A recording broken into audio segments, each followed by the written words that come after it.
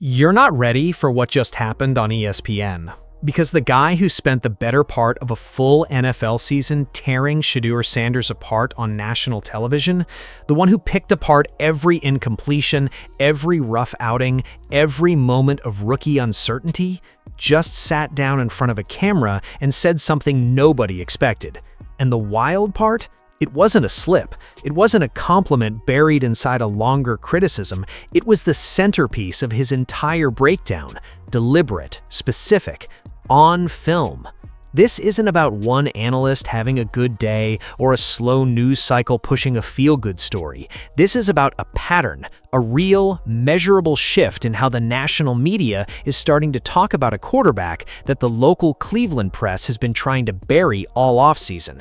And once you understand the full picture of what's happening behind the scenes, the moment on ESPN stops feeling like a surprise and starts feeling completely inevitable. Stay with this, because the setup matters just as much as the moment itself. There are two very different conversations happening about the Cleveland quarterback situation right now, and almost nobody is acknowledging that they exist in parallel. The first conversation is coming out of Cleveland. Local media, beat reporters, the outlets that are embedded in the building day after day. They have spent the entire offseason constructing a very specific narrative. The story they're telling is that Deshaun Watson, the veteran, the established name, the guy with the fully guaranteed contract already locked in, is the better option going into this season. Article after article, segment after segment, the drumbeat has been consistent and deliberate. The national analysts are watching the same tape and arriving at entirely different conclusions. They're not repeating the local talking points. They're not selling the Watson comeback story. They're looking at the film and saying something that the local Cleveland media establishment clearly does not want said out loud. That gap between local narrative and national analysis is not accidental. It never is. When the reporters closest to the building are pushing one story and the people watching from the outside aren't buying it, that tells you something important about what is actually happening versus what someone wants you to believe is happening. The local media has every reason to defend the veteran, the known quantity, the man with the guaranteed money, the guy the front office already committed to publicly. National media has exactly none of those reasons. They just watch the tape and tell you what they see. And what they're seeing right now is making the local narrative look increasingly difficult to defend.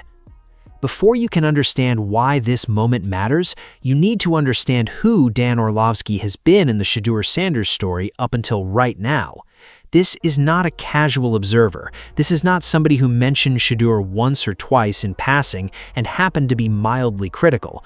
Orlovsky has been one of the most consistently and specifically negative national voices on Shedeur Sanders for the better part of a full season. Every difficult stretch got amplified. Every rough outing got dissected. Every moment where Shedeur looked like a rookie learning on the job, and there were plenty of those moments because that's what rookies do. Orlovsky was there on ESPN making sure the national audience understood exactly what went wrong and why it was a problem. That is the documented record of how this played out on television week after week. And that history is precisely what makes what happened next so significant. When someone who has spent months building a critical case against a player suddenly shifts their tone, you notice. When they don't just offer a passing compliment, but instead build an entire film breakdown around specific plays where that player excelled, you pay attention differently than you would if it came from a supporter. Critics don't usually reverse direction unless something forced them to. They have their own credibility on the line every time they go on air. Changing your stated position publicly is a risk, and analysts who take that risk tend to do it because the tape left them no other honest choice. The tape forced Orlovsky's hand, and the way it happened is worth breaking down play by play. The moment that started turning things happened early. 3rd down and long. Exactly the kind of situation that used to expose Shedeur's weaknesses as a rookie. Pressure coming from every gap, minimal processing time, defenders blitzing with the specific intention of making a young quarterback make a mistake under duress. What happened instead was not what Orlovsky was expecting to see. Shedeur identified the blitz immediately. He understood that all-out pressure means man coverage across the board, which means space opening up down the field if you're fast enough to find it. He didn't freeze. He didn't hold the ball too long staring down his first read. He drifted. He beat the coverage defender with the throw, and he put the ball exactly where it needed to be for a completion that moved the chains. Orlovsky called it outstanding. Not adequate, not acceptable for a young quarterback. Outstanding. Those are words that matter, coming from a man who spent the previous season cataloging every mistake. When someone who has been looking for problems looks at a play and can only find praise, that tells you everything you need to know about what they saw. But here's the piece of context that the highlight clips aren't showing you, the part that makes the whole thing even more remarkable. Shedeur was not running with the first-team offense during this game. He was working with the second unit, backup offensive linemen, backup receivers, players who haven't built the kind of chemistry and timing that develops over a full training camp with the starters. He was finding those throws, making those reads, and executing under that kind of pressure with the second team blocking for him and the second team running routes. Orlovsky specifically noted that Shedeur's completion numbers would have been even better if his own guys had caught a few more passes and given him a beat longer up front. He mentioned Shedeur had clearly been putting in serious work during the offseason. These are not the words of someone trying to manufacture a narrative.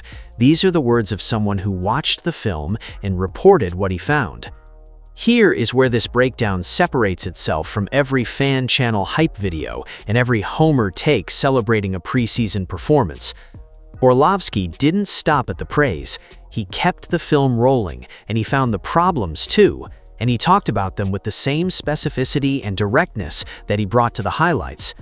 On a couple of red zone snaps, Shedeur held the ball too long.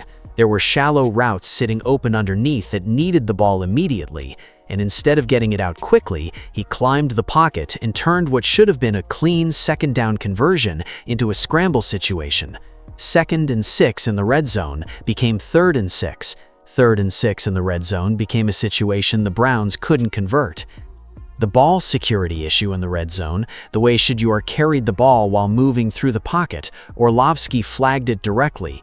At this level, he said, that cannot continue to happen. One loose handle on the football in the wrong moment can flip an entire possession, and in the red zone, possessions are too valuable to waste on preventable mistakes. He compared those decision-making moments to Shedeur's rookie tape from the previous season, not as a dismissal, but as a specific, honest coaching point. This is what you looked like then, and in these moments you're still showing traces of that version of yourself. That balance, real praise alongside real critique from the same voice in the same breakdown, is what makes this analysis credible in a way that one-sided takes never can be. A former critic who only starts offering praise loses all credibility immediately. Everyone can see the reversal for what it is. But a former critic who praises the genuine growth while still pointing out the genuine problems, that person is telling you the truth. And the truth here is that Shedeur Sanders has made real, measurable, film-verified progress while still having specific areas where the work isn't finished yet. Growth was never supposed to arrive all at once. What it's supposed to look like is exactly this. Let's be completely clear about what was actually happening on the field during the plays Orlovsky was breaking down, because the Cleveland media coverage of this situation has been notably quiet about it. Shedeur Sanders was operating with the second-team offense, not the starters he'll have around him when the regular season begins and the games actually matter. The second team. Different receivers who haven't run the same routes with him hundreds of times in practice. Different offensive linemen who are working from different protection schemes and haven't built the same communication rhythms with a quarterback they're still getting to know. Under those conditions, with backup protection breaking down faster, with timing routes that aren't quite timed yet because the chemistry hasn't fully developed, Shedeur was still making the kind of throws that a former critic was calling outstanding on national television. Now think about what that projection looks like when the starters are in front of him. First-team offensive linemen who know his cadence, who have practiced the specific protection calls he audibles into at the line. First-team receivers running full-speed routes with the timing and spacing that comes from hundreds of repetitions together during training camp. That is the offense Shedeur will be running when it counts. And if the second-team version of that offense produced throws that flipped Orlovsky's narrative, the math of what the first-team version might look like is not a comfortable calculation for anyone trying to argue that Deshaun Watson should be the starter. The local Cleveland media isn't doing that math out loud. The national analysts are starting to do it whether the local coverage wants them to or not. Let's talk about the elephant in the building. Deshaun Watson is coming back from an Achilles injury. That is a serious injury at any level of professional athletics, and at the quarterback position, where everything depends on pocket mobility, footwork, weight transfer through the throw, and the ability to avoid pass rushers in tight spaces, an Achilles recovery is not a footnote. It is a fundamental question about whether a player is the same player they were before the injury occurred. Watson's guaranteed contract is already locked in. The money is already spent regardless of what happens on the field. The front office made that commitment, and nothing about the quarterback competition changes that financial reality. But financial reality and football reality are two completely separate things, and confusing them is how organizations end up making decisions that hurt them on the field for years, while they're trying to protect decisions that were made in a front office years earlier. The local Cleveland media has every incentive to keep the Watson narrative alive. He's the established name. He's the investment the organization already made publicly. Admitting that a rookie who was drafted after all of that chaos might already be the better option is an uncomfortable story to tell if you cover that team every day and rely on access to the people who made that decision. National media doesn't carry that weight. They watch the tape. They form opinions. They say what they see. And right now, what the national media is seeing on tape is a young quarterback who has put in serious work, who is executing reads at a speed and confidence level that is visibly different from the version of himself that struggled through rookie year, and who is doing it against pressure with backup players before the real lineup is even on the field. The uncomfortable question for Cleveland's front office is not whether Deshaun Watson deserves respect for everything he's been through. Of course he does. The question is whether respect for a veteran and the best football decision for this season are the same thing, because the tape is increasingly suggesting that they are not. In professional football, narrative is infrastructure. It shapes how scouts evaluate players, how coaches distribute opportunities, how media frames every performance, and ultimately how front offices justify decisions to ownership. Once a narrative gets established, especially a negative one around a young quarterback, it tends to be self-reinforcing. Every rough play confirms the story. Every good play gets qualified with a but. Breaking that kind of narrative requires something indisputable, a moment or a series of moments that the people holding the negative story cannot reasonably explain away. A source that nobody can dismiss as biased, an evaluation that carries weight specifically because of who is delivering it. Dan Orlovsky delivering a detailed film breakdown with specific play-by-play praise for Shedeur Sanders is exactly that kind of moment. Not because Orlovsky is the most important voice in football media, but because of the documented history of what he has said about this quarterback over the last year. The credibility of the shift comes entirely from the credibility of the critic making it.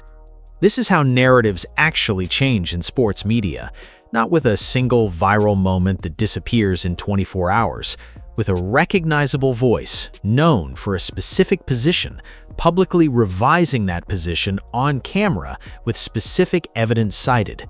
When other national voices see that shift happen, and they will because they're all watching the same tape, the conversation starts to move. Slowly at first, then quickly. The Cleveland quarterback conversation looked a very specific way a few weeks ago. If the national narrative continues moving in the direction that Orlovsky's breakdown suggests it's moving, that conversation is going to sound significantly different by the time the regular season opener kicks off.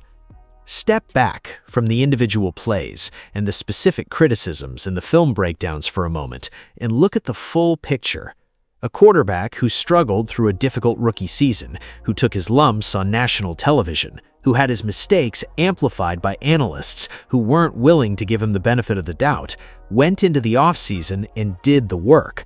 Not the kind of work that shows up in press conference quotes or social media posts, the kind of work that shows up on film. The kind that changes how quickly information registers when a defense is doing something complicated at the line of scrimmage. The kind that changes the confidence in your feet and your release when pressure is collapsing the pocket around you. That work showed up on tape during a preseason game where he wasn't even running with the first-team offense. And it showed up clearly enough that a man who spent months building a critical case against him sat down in front of a camera and said on the record that what he saw was outstanding. The red zone issues are real. The ball security problem is real. The moments where the urgency still looks like it belongs to last year's version of this quarterback, those are real too. Nobody is pretending the tape was perfect from beginning to end. Growth doesn't work that way, and anyone telling you it does is selling something.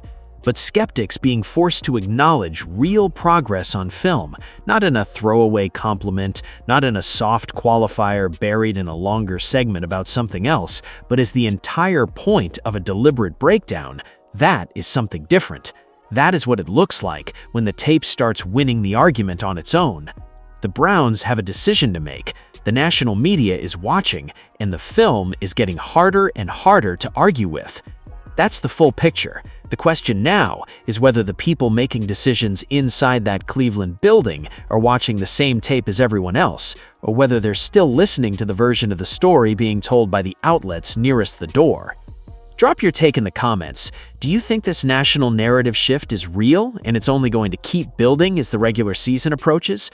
Or do you think the moment the real games start and the pressure is at a different level entirely, the skeptics find their way back? No soft takes, no fence-sitting, say what you actually believe. And if this kind of breakdown, real film analysis, real context, real conversation instead of hot takes built for clicks is what you want more of, you already know what to do.